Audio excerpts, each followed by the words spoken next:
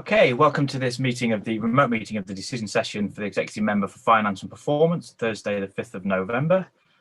Starting the agenda with item 1, declarations of interest. I have no interest to declare on this particular item. Item 2 is to approve the minutes of the meeting of the decision session held on the 27th of October 2020. I'm happy to agree those as a correct record, and I'll sign those at the next available opportunity at West offices. That brings me to item 3 on the agenda, which is public participation. We have 3 members of the public registered to speak today.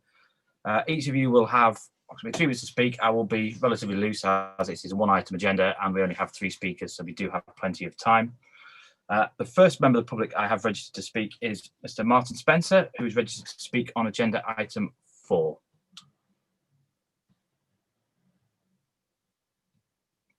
Do we have Mr. Spencer? Thank you. Let's be York. Let's be the unrivaled northern powerhouse for independent business. Let's show that York goes above and beyond in supporting the small enterprises that make our city unique. What is the fairest and most effective way to do so? Financial support for York's small business owners who have fallen through the cracks until now, offering a lifeline as a second lockdown puts their very survival in jeopardy. We suggest a fresh CYC discretionary micro grant scheme could be part of the solution if it is targeted precisely upon those who missed out on the first scheme or have struggled to get SEISS payments. People who trade in York but do not live in York, or who are directors of small limited companies, or those who are newly self-employed. They contribute equally to our city's economy, and so they obviously deserve equal support. Local independent business representatives can assist CYC to identify the individuals who would qualify for this aid. This would be a shrewd investment in our city's future at a time when public finances are seriously stretched. It is far more cost-effective to assist many small operators rather than bailing out a few larger and ultimately less viable companies. Micro business owners are an agile, resourceful bunch who will trade their way out of anything, given half a chance. They will then flourish and enrich the cultural landscape here as they expand and thrive. Giving that chance to all of our independent traders recognises their vital contribution to both the tourist draw and the residents' enjoyment of York. Depth and diversity of offering in the city centre is key in sustaining the numbers of visitors and city folk that are the financial lifeblood of our city's economy. So, let's be York and let's create a great example in our enlightened approach to and support for all that is independent. Thank you. Thank you, Mr. Spencer, and thank you for your comments, most of which I think I probably agree with, and those will be taken into account during the meeting and probably in future meetings when we look at discretionary elements of the grant. You're more than welcome to stay on and watch the rest of the meeting, and feel free to leave the room at the moment. Our second speaker is, same again at item 4, is Mr. Tui.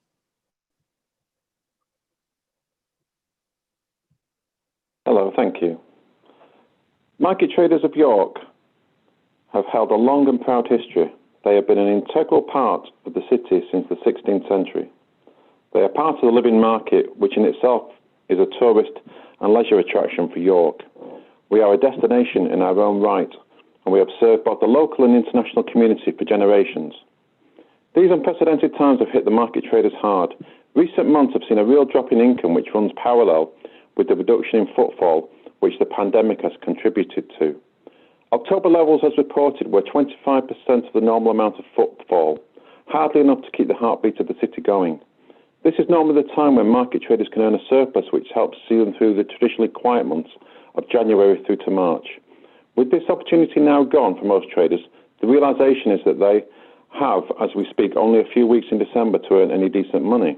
This clearly will not be enough for most, though. Traders still need to pay mortgages, bills, council tax and feed their families. What then are the options? Government assistance has been gratefully received, but this will not go far enough. They urgently need more financial assistance to not only see them through these leanest of times, but also to ensure that they can afford to invest in stock in order to stay afloat. Coupled with this are the rental bills now mounting up. With trade down across the board, traders are struggling to pay the council with their rent. How can they afford to feed their families, pay the bills, find rental, which most have seen their profits dip by vast percentages that mirror the drop in footfall? The answer is that this scenario is not sustainable, and so if extra financial help is not forthcoming, then it could inevitably mean that businesses fold and traders have no option but to sign on and add to the country's hardship. However, with a cash injection to help keep traders afloat, the likelihood is that once more favourable trading conditions return, then most could weather the storm. This is in stark contrast to data which shows that the high street chain stores in York have closed and resembled the hardest hit in the whole country. So do we want the market to head in the same way? Hopefully not, and the market could help the way forward in igniting an economic recovery for York. It is home to a variety of independent and innovative traders who provide diversity, interesting products and a unique social support for many local people. Indeed, many traders have contributed to the proud community that is York and first name terms with customers, and this is a unique and very special thing. York Market is an identity for the city. Let's support it in its greatest hour of need. Traders are a resourceful bunch. They do not like asking for assistance unless it is absolutely necessary. This is one such time. Speaking personally, I'm more than 60% down on where I would normally be. Some traders are even worse than this. The hope is that with more financial assistance, they could then seek to trade their way out of the current climate when acceptable footfall levels hopefully return.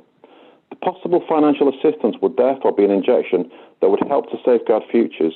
It could help provide towards a rent-free period, which could in turn help traders to maintain their livelihood, whilst at the same time continue to see them contribute to the local economy in which they work. Please let's not forget that the market traders reinvest by buying locally as well.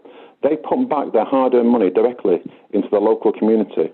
This not only helps improve the overall tax base, but also feeds into the larger chains, thus helping to safeguard and generate economic stability for the city.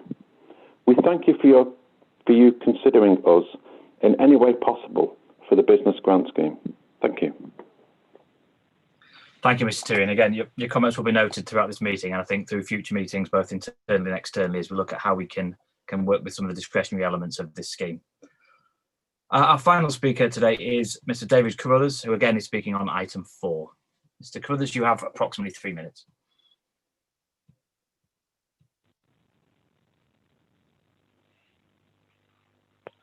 Hello. Are you able to hear me okay? Yeah. Yes, we can hear you okay. Yeah, I'm David Carruthers. I'm a director owner of Connexo Travel in Hexby, which is a retail travel agency, and I wanted to bring attention to what we feel is the government really ignoring the retail, the travel sector, and really wanted to sort of put the travel industry in the frame when the business grants are being handed out. I'm talking particularly about retail travel agencies. We've been in business for over 15 years now. In Haxby, we employ 5 people in a viable business which has grown each year since we formed the business.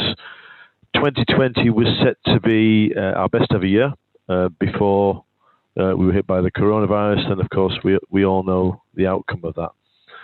For us, what we've seen is consumer confidence in travel has just been decimated by frequent changes to the Department of Transport's quarantine rules, and also a failure to really introduce a testing regime, which would have helped matters with regards to people being able to travel freely by air. And of course, the other factor is the FCDO have sort of adopted a global travel advisory against all but essential travel, which has essentially shut our business down. We've had no income since March as a result. But it's not just about what we send out, because we're a York business, and I see York as a fantastic city to encourage people to come. I think we're in a better position than most travel agents across the UK to tell people about what's going on in York, where they can eat, where they can go and enjoy some of the facilities that we have in York. So we promote York over Facebook, social media, and we do a lot to help to encourage customers to come to York.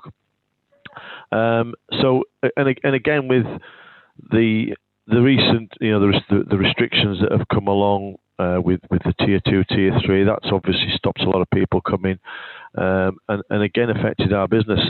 So essentially, what I'm saying is that my business has effectively been closed since last March. And is in desperate need of additional financial support. We don't seem to get it from central government, and obviously I know there is a discretionary element to the business grants announced by the Chancellor, and that's really why I'm presenting this case to yourselves. Okay, thank you, Mr. Tyrion. Again, I think we'll take those comments on board in the sense of this meeting, but also those wider conversations and how we go about looking at the discretionary elements of the scheme going forward. Okay, 2 public speakers left. So obviously you'll be taken out of the room now, and obviously you're more than welcome to continue to watch the meeting on our highly followed YouTube channel. At which point I shall move on to item 4 on the agenda, which is the substantive item, which is the Tier 2 Local Restrictions Business Grant Scheme. And I'll hand over to David Walker, who will introduce the report. Thank you, Councillor Eyre. So I'd like to introduce this paper.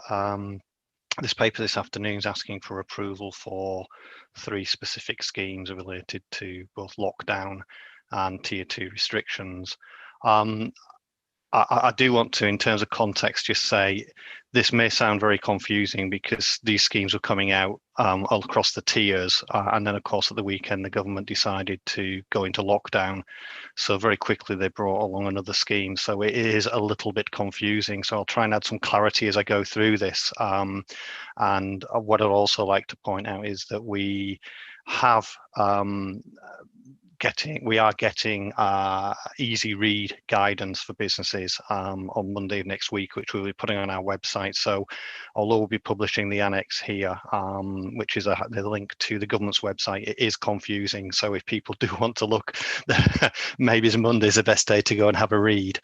So these 3 schemes basically are the lockdown scheme, the tier 2 local restriction scheme, and the sector scheme.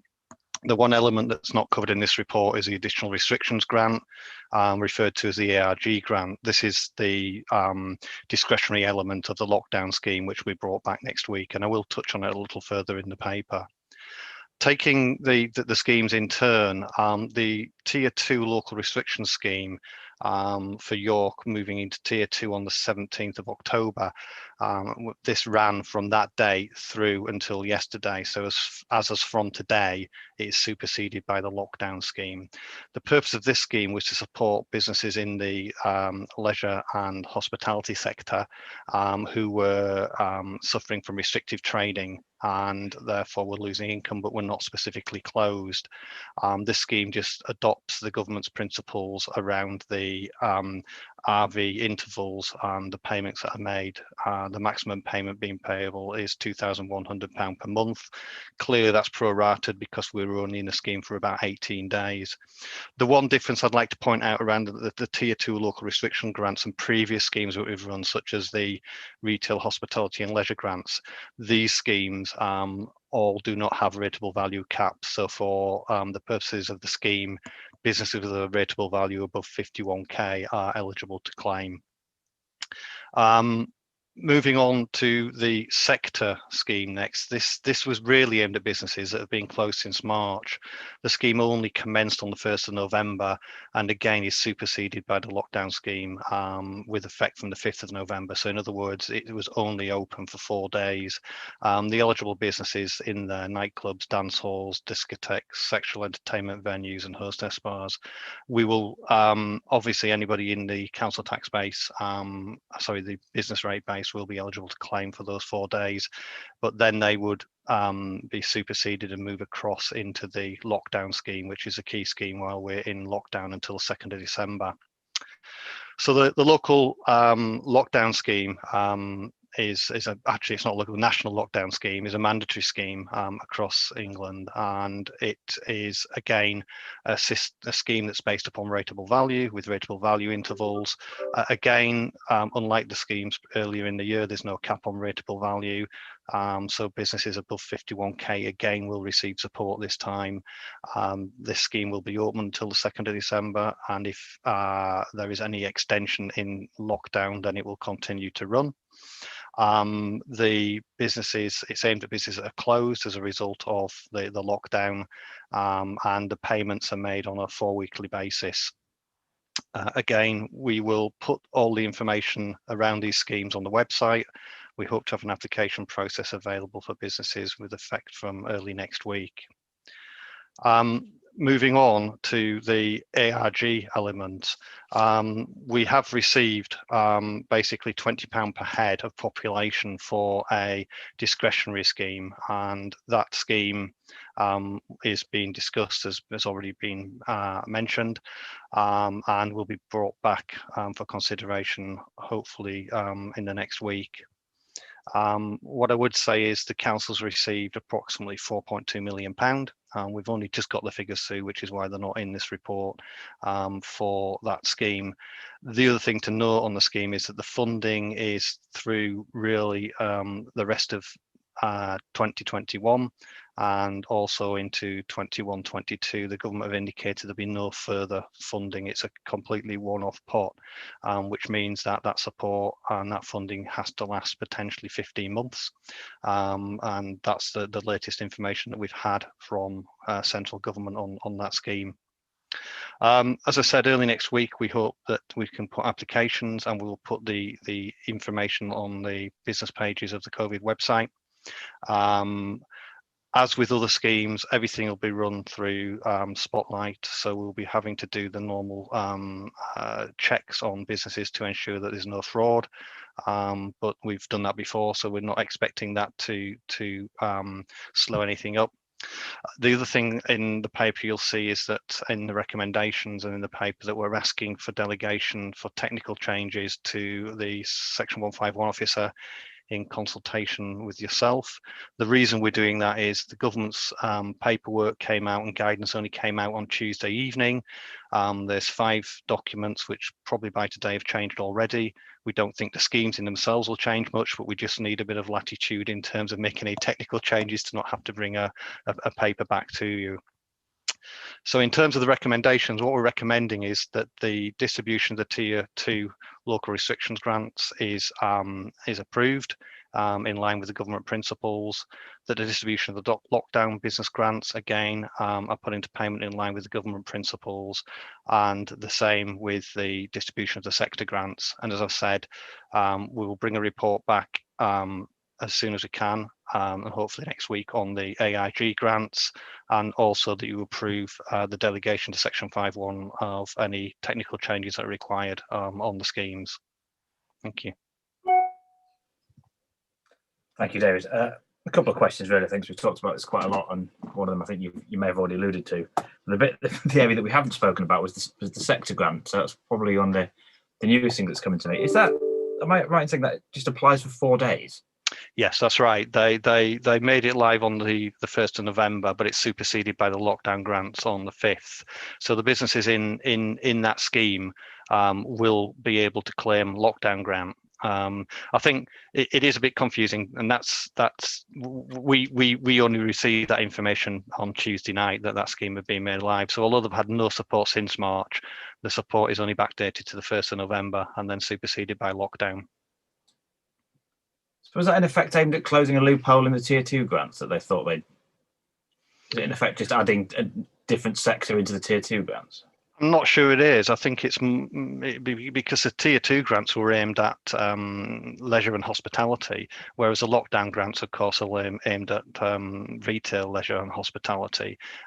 So it's really just I don't know. To be honest, why they did it, I genuinely don't know. Because they've not backdated it and they've made it pretty clear it's only from the 1st of November. So it's an acknowledgement that they've not been supported. And there's an acknowledgement that they've not been supported. They'll bring that in as early as they can, which is the 1st of November, but not backdating it, and then superseded it by the lockdown grants.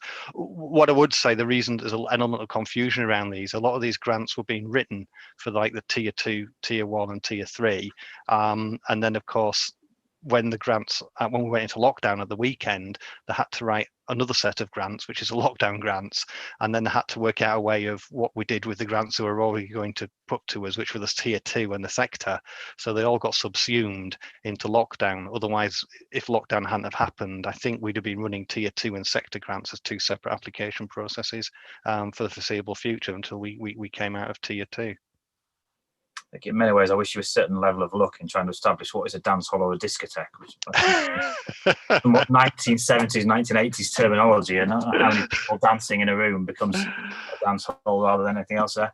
And the second one, as you sort of alluded to it, is what will be the process from, obviously we brought this forward to get agreement as soon as possible from now in terms of people being able to apply for especially the tier 2 and lockdown. Yeah. And being able to get that money out to people. Yeah, one of the reasons for bringing the paper quite so quickly after the guidance was made available to us was because we're just conscious that businesses in the city need to get financial support as quickly as possible. So approving this allows us to start to disseminate, or certainly start the application process, which we're working on. So we're hoping early next week that we will have an application process. We're doing it by application primarily because, first of all, the state aid issues around any payment that we make. Secondly, that sort of declaration is in the application, so it's a good way of picking it all up. The other thing is that we need to make sure we're paying the grants to the right people. Now, a lot of businesses were paid under the retail, hospitality and leisure grants back in May and June, and a lot of those will qualify again, but there's a whole new raft of businesses where we've no information or we need to check in the above 51k. So that will bring a lot of businesses that were previously unable to claim. So we believe that the simplest way to do it is to do it through an application process, which should help us speed this up for businesses. It worked exceptionally well in the summer, and we will be keeping the website updated. So if businesses are looking, if they keep going back there as soon as the form's available, we'll give them direction as to which form they need to fill in. I think the other thing to be clear about is that some businesses may need to complete 2. So if you're a leisure business claiming your tier 2 grant, you will also be a leisure business claiming a lockdown grant. So you may need to make 2 applications. One of the reasons for that is just that it will keep clear, because we have to do statutory, we still have to do the weekly returns to BES. And the other thing is that they will get 2 payments, and we'd like to make it clear what payments they're getting, so they don't need to phone back and say, well, that was a lump sum, what was tier 2 and what was lockdown, because it's all very confusing. So we will probably keep the processes slightly separate, so they may need to do 2 applications, but we will keep them as simple as possible. Thank you, David. In terms of sort of general comments, I think obviously we welcome government support when we receive it and able to get out to businesses. I think it's been an absolutely problematic situation and process, and I think while the government schemes are welcome, we've always locally acknowledged that they don't offer everything that we need to offer to our local business community. And I think we moved swiftly at the beginning of lockdown to introduce the £1 million locally to provide additional support through the micro grants. And I know that was alluded to by one of the speakers, and the suggestion that there may be a possibility to do something like that. And obviously Tracy is here in terms of the economic side of things to look at some of those options. Was it nationally estimated about 3 million people missed out from any level of support? So we've always had that awareness that certain sectors have not been able to receive the support that they probably should have done.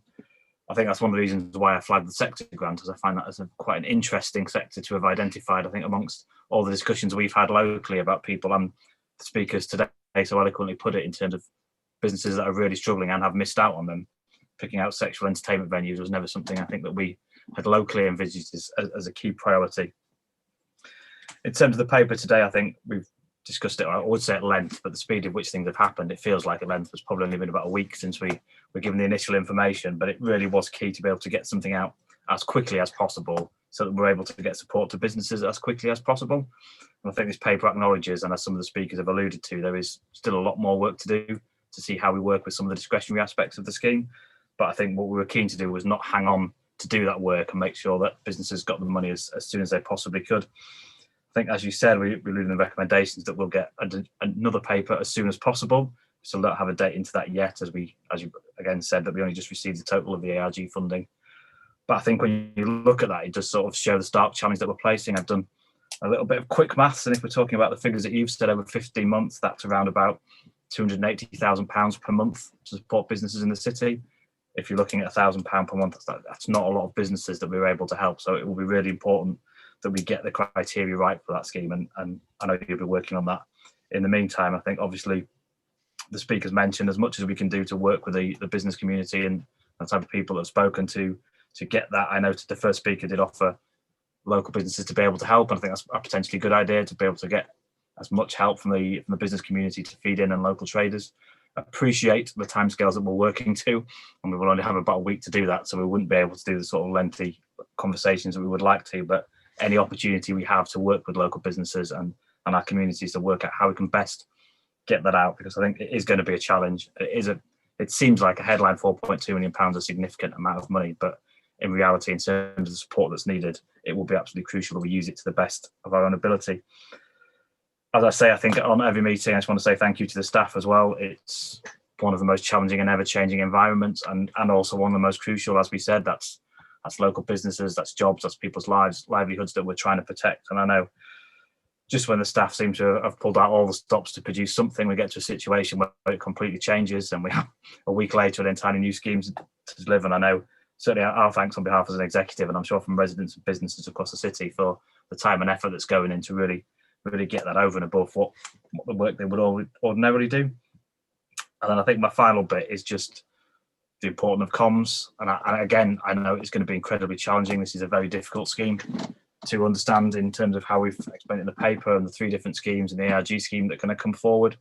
And I think it's an important and challenging approach we've got to take to make sure that everybody is aware of how they can apply, when they can apply, and get that through. And it's not a simple message, but it's an important message to get across. And I think we've got a challenge in the next sort of couple of days and weeks to make sure that the information is in the hands of as many people as possible.